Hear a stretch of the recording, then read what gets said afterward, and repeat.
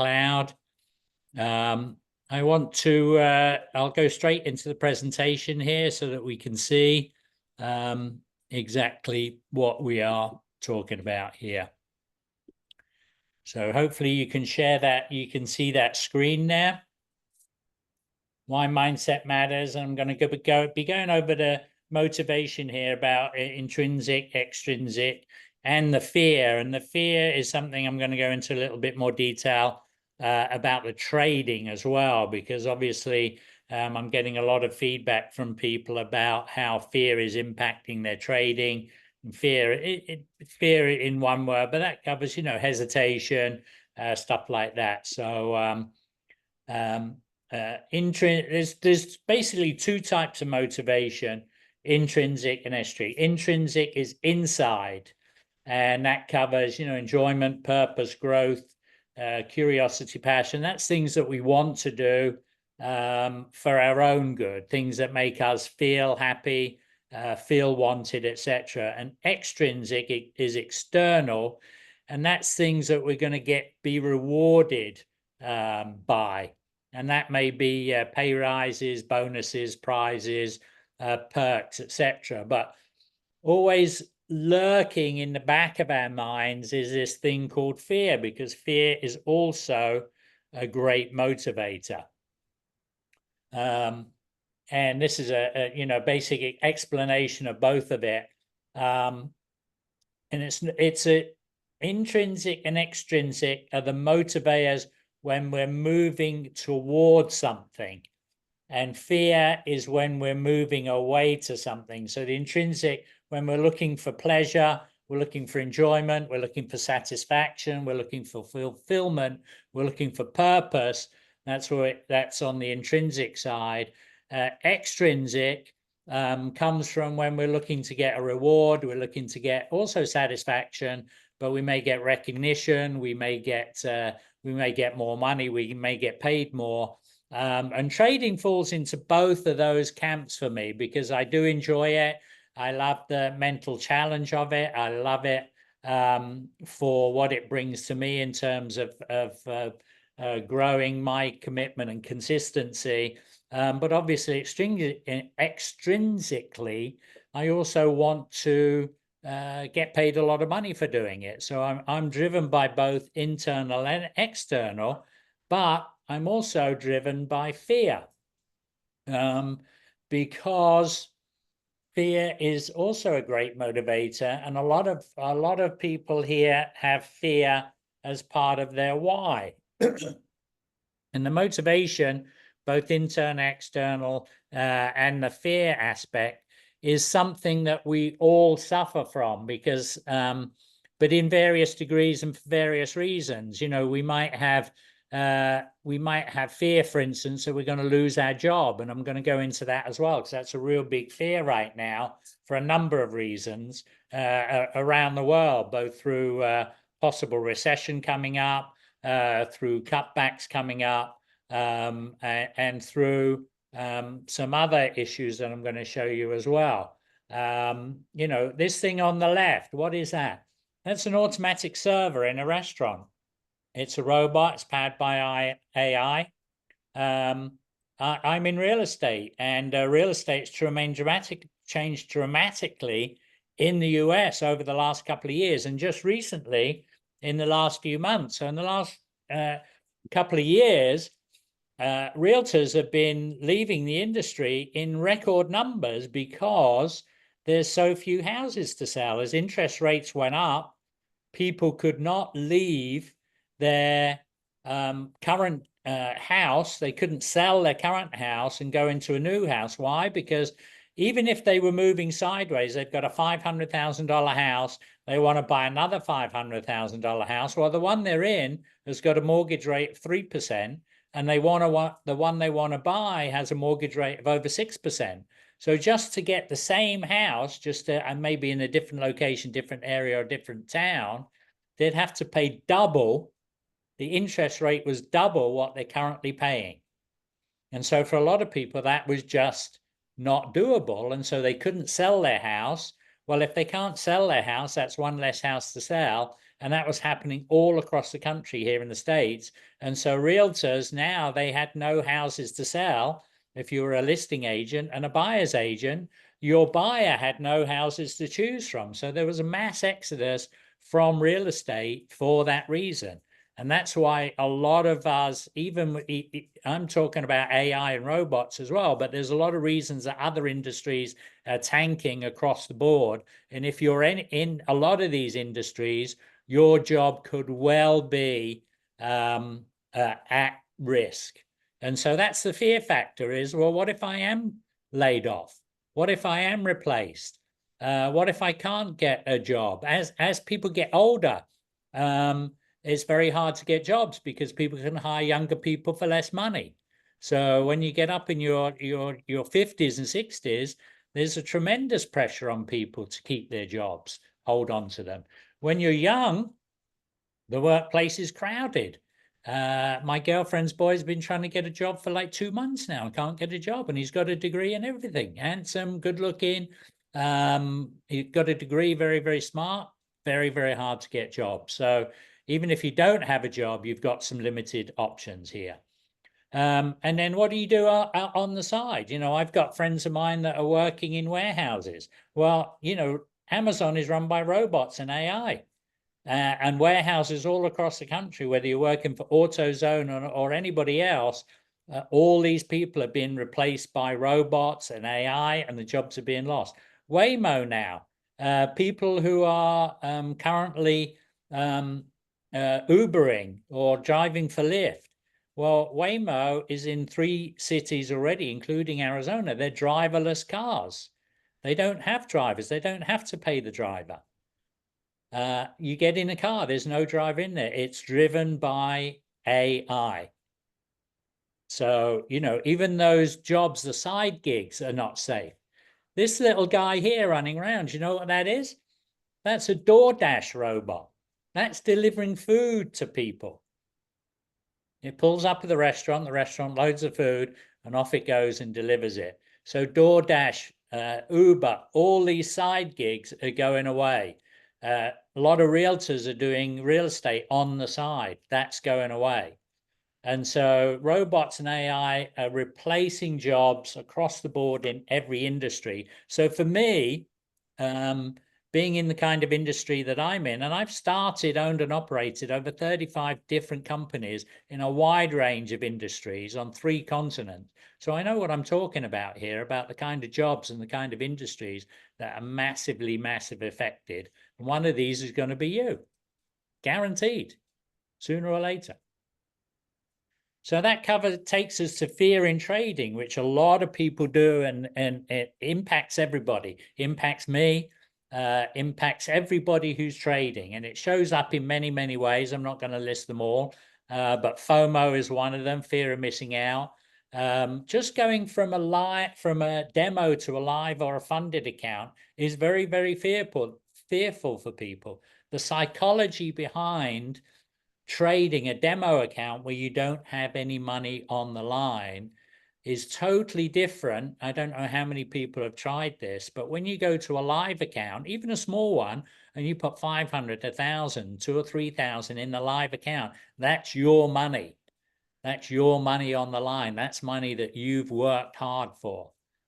That's money that you have possibly earmarked for other things as well, for savings, for travel, for vacation, for kids' education, whatever it might be. And so the fear is real that this money can be lost. Now, with proper risk management, obviously, we teach you how that is the top priority, is not to put that money at risk. But nonetheless, what a lot of people do is they start taking smaller lot sizes, so the risk is less. And what that does is means your profits are smaller, your gains are smaller. And all of a sudden, on your demo account, you were making, $200-300 a day on your demo account. And now you're making $20 a day on your live account because of this fear factor. And the fear factor is real, and it does limit your ability to move forward and become a profitable trader. And not only a profitable trader, but later on to be a professional trader. and you start doubting your strategies and signals. You're waiting for the perfect setup, which is not bad. And you should take your signals, depending on what you do. If you do impulse, you want a minimum of 5 signals showing up to be able to take that trade. If there's under 5, don't push it. Wait for a perfect trade. If you can get 6, 7, or 8 signals lining up, the more signals line up for you, the more likely is the trade is going to be successful. But if you wait on that trade, even though the signals say, yes, it's time to get in that trade, and you wait, and then you eventually see it going up in the direction you thought it was going to go, or down in the direction you thought it was going to go, you start looking at late entries, and late entries will kill you. So that's another fear factor that can eat away at your profits. Another big one here, which I suffered from a lot and for a long time, is when you're in a losing position or a winning position, fear grabs hold of you. And what that means is, when you're in a winning position, you often think, oh my God, I'm up 10 pips, I'm up 20 pips. I gotta take these while they're available so I don't lose them. And you end up taking a smaller amount of pips than you would do. And the market, let's say you're in a buy and it goes up 20 pips, and you say, okay, I'm taking them, and you get out. Well, it might go up another 20 pips, 30 pips, 50 pips, 100 pips. But because of your fear, you got out too early. And that's being pessimistic on your winning positions. And the same with your losing positions is, you've anticipated that the trade, let's say, is going up, and it starts going against you. You start going into drawdown. But what happens is you stay optimistic with that, and you think it's going to turn around. And so you stay in the losing trade longer than you should. And really what you've got to do, trades do go against you. It's just a natural thing that happens. And what you've got to do is you've got to cut your losses and get out. If it turns around and goes back up, hey, you know what? You can get back in again. But if you hold on to a losing trade because you're optimistic about the losing trade, i.e. you think it's going to turn around, it could still go down 20, 30, 40, 50 pips or more. It could hit your stop loss and you take a bigger loss than you were anticipating. It can go into massive drawdown on your live account or your funded trading account. And if you go too large in a drawdown on your funded trader account, depending on which broker you're with, you can draw down maybe 6%. They will close your account. And so that's something that you have to be aware of in terms of being optimistic or pessimistic. And the other one is over trading, especially when you're scalping. You want to get in and out of trades very quickly. If you do it sensibly, and what that means is, if you're in a buy and you know it's going up, what's going to happen, as you know, is trades go up and then retrace a little bit, go up and then retrace a little bit. You can actually get up to where it's going to pull back a little bit, get out, wait for it, retrace a little bit, retest the level, get back in again, and carry on trading. So you've got to be very, very careful about over trading. Now, what is the answer? How do you combat it? The main thing you need to do is keep learning and keep practicing. So when you get on calls like this, later on tonight in 12 hours, just under 12 hours, I'm going to be live trading, 7 p.m. PST. Get on those calls. Get on the calls with the educator, and learn about this stuff. This screenshot here is in your back office. So when you go into your back office, you click on Go Live, you've got a whole section here on Japanese candlesticks and price action. There's only 6 classes. Go and take that class. There's a whole set module on trend trading. There's 7 classes there. That is a fantastic trading. Smart money concepts. There's actually 12 classes here. It's a little bit more advanced, but it will show you about order blocks and imbalances and change your characters, change the structure, etc., etc. So, but the smart money concept is a beginner level. So trend trading is all levels. Japanese candlesticks is, it doesn't matter what level you're on, you need to know what candlesticks mean. So when you see them appearing, you know where it's going to go, or a good chance of where it's going to go. You know all about the go lives. You need to be on go lives. If you not just Zooms like this with me, but these educators are much better than me. These people are audited. They have 6 and 7 figure accounts. They have to show that they're trading on their own live accounts to IM. They're audited quarterly. They're in over 20 languages, obviously. So no matter who's watching, I know we're all in English. But this is a massive, massive thing. You should be on there. I tell everybody every week, I'm on live go lives at least 2 or 3 times a week.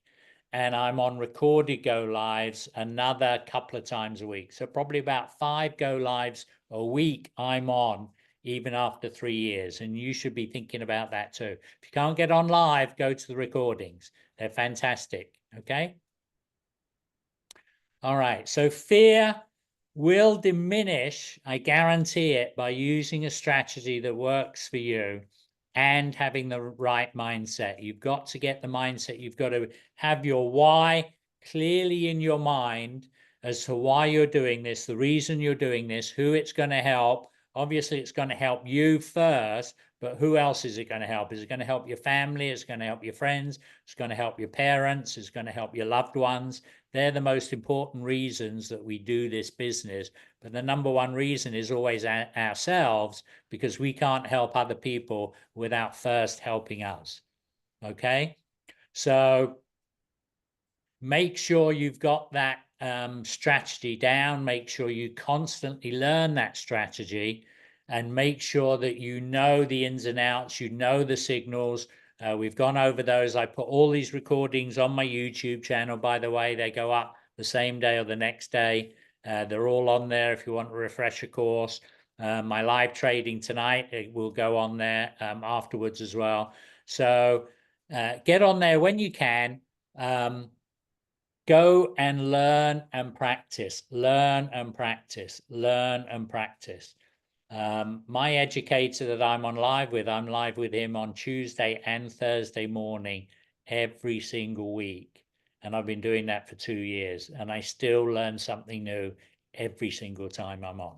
So don't discount that. Follow me on YouTube, John Oliver AZ. There are a lot of John Olivers on there.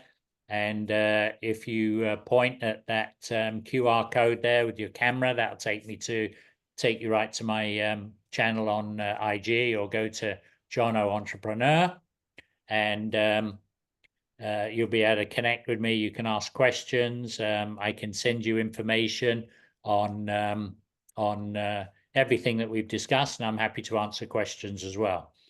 So with that, I'm going to stop sharing the screen, and we're going to go into questions.